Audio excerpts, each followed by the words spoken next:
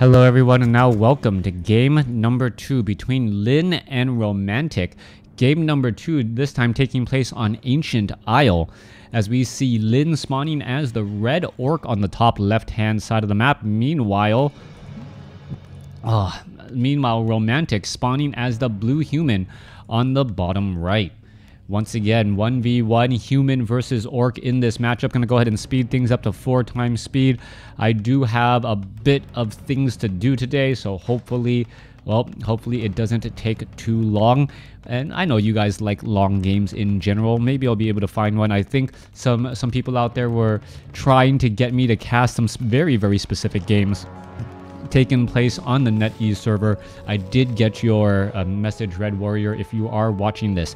Anyways, Blademaster going to be coming out across the map here. Going to go ahead and try and put some pressure or just visit the shop first. Now, each of your builds, each of your creeping patterns and your strategies really change a lot when depending on the map. The creep patterns, the positioning of the bases, the items, the shops, the mercenary camps, what you can actually train up and hire, all of those are have a profound impact on the game themselves, as the Ogre Warrior is going to end up falling at the hands of the Blademaster. Blademaster getting 48 experience, 533 creep camp, and the Archmage is just shy, or now very shy of level 2. That did not stop him though in game number 1, as the Archmage was able to just control the pacing of the game and really take down those orc burrows early on. We'll see if Romantic, once again, 2 orc burrows down before the upgrade to tier 2. Voodoo Lounge, however, is a bit later than normal, as the Archmage is now looking to deny some experience. Is it going to end up working? They're all trying to get some extra damage across all of those units, as the Null Brute does get taken down. Grunt's now taking a little bit more damage as well, as it is now down to 392 hit points.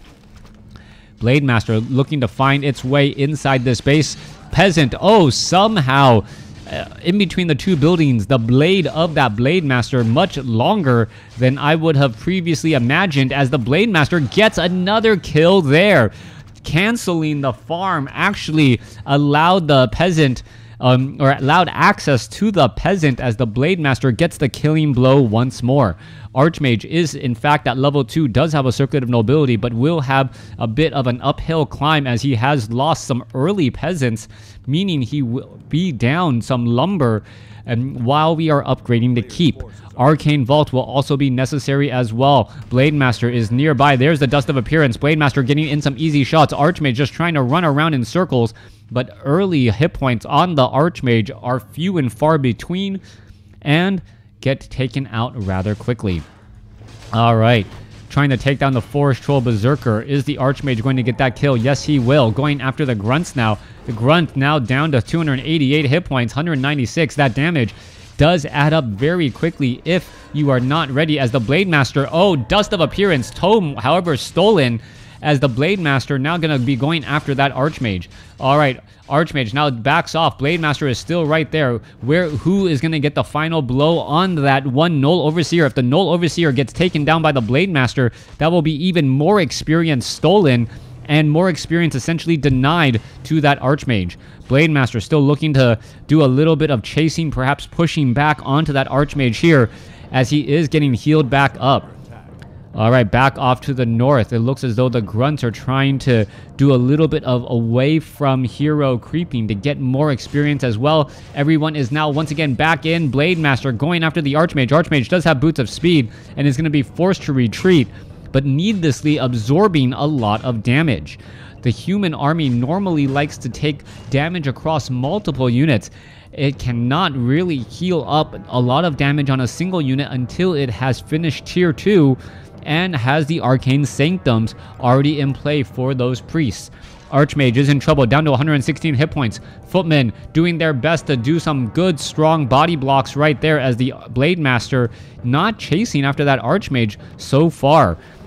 Footmen away from the Archmage. Archmage by his lonesome self. What is he really going to be able to do, as the Shadow Hunter is also in position? could have tried to take down some more of these units. As you can see, the Shadow Hunter and Grunts are taking a bit of damage as well. All right, Grunt about to fall down to 380 hit points. Water Elemental gonna get taken down. Mountain King is out onto the field as the Blade Master, well, does get a Storm Bolt in the head. Archmage is right here, ready to go. There's Dust of Appearance. Blade Master going after the Archmage. If we get some extra additional critical strikes, that could be bad. Storm Bolt ready to go.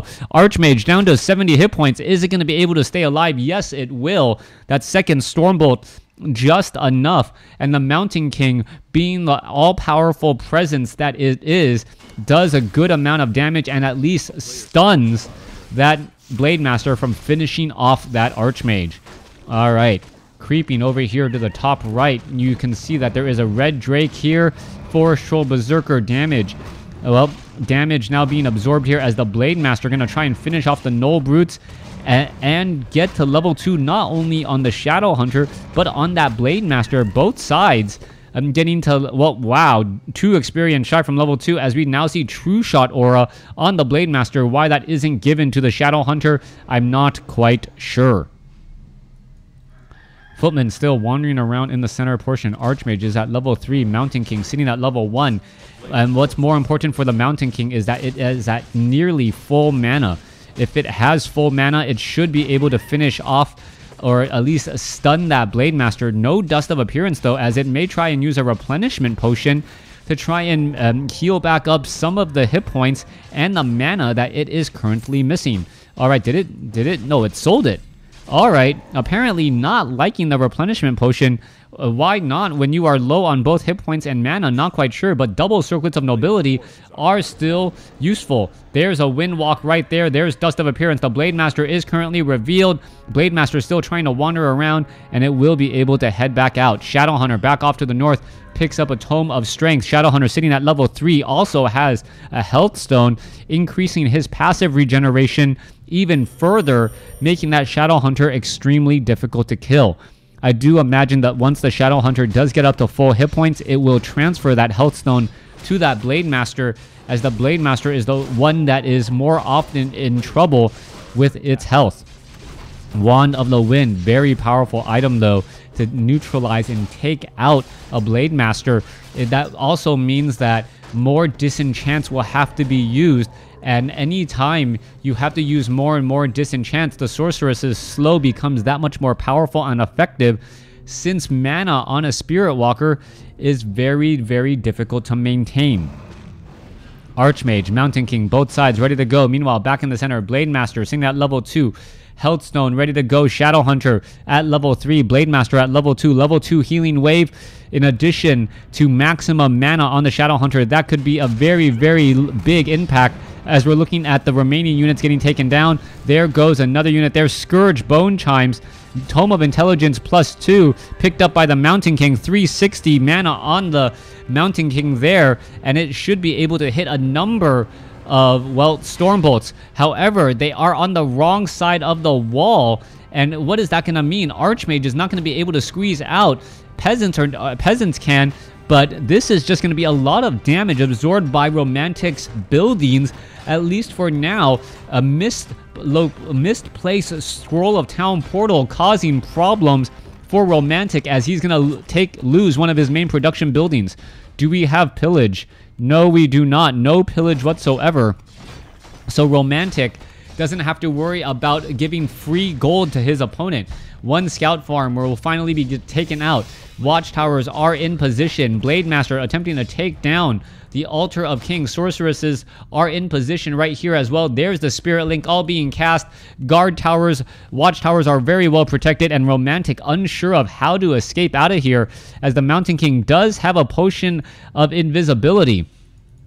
Blade Master now ready to go. Footman now going to go ahead and engage, trying to take down some of these units. Watchtower taking a bit of damage. Stormbolt, Healing Wave, Spirit Link all cast across multiple units here, as the Mountain King does have Vampiric Aura, allowing him to save or heal up a little bit of the damage that the units are taking. However, Watchtower number 1 is about to be completed. Watchtower number 2 could get taken down as well. Let's take a look at it. Peons are now going to go ahead and try and repair. Unable to save one, as the Archmage gets to level 4. Still has Wand of the Wind. Wand of the Wind taking out the Blade Master from the fight.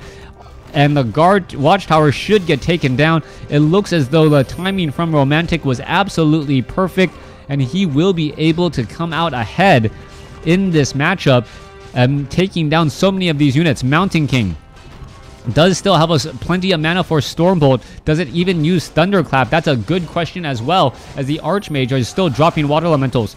No more Wand of the Wind that I see. Mountain King still has plenty of hit points though, and mana should be able to launch a good number of Stormbolts, as the Archmage now down to 125 mana. Forest Troll Berserker getting taken down there. Alright, Grunt gonna get taken down. There it goes. Perhaps some more units could get taken down as well. One poor peasant gonna get taken out, as we see level 4 now on the Shadow Hunter.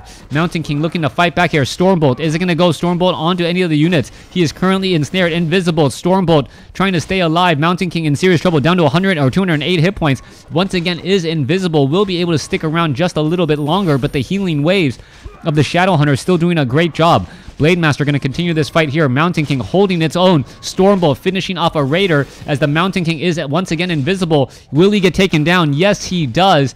Ensnare on an invisible Mountain King still reveals him. And now we are looking at 31 over 60 compared to 47 over 60. And with this, with the loss of a large number of Spellbreakers and the loss of the Mountain King, it looks as though Lyn will be able to continue his push with his very strong and very beefy Orc army. Mountain King is slowly getting resurrected, but is it going to be far too much? Raiders are still trying to push on through. Spirit Walkers are in position, and there is the game. Lyn taking game number 2.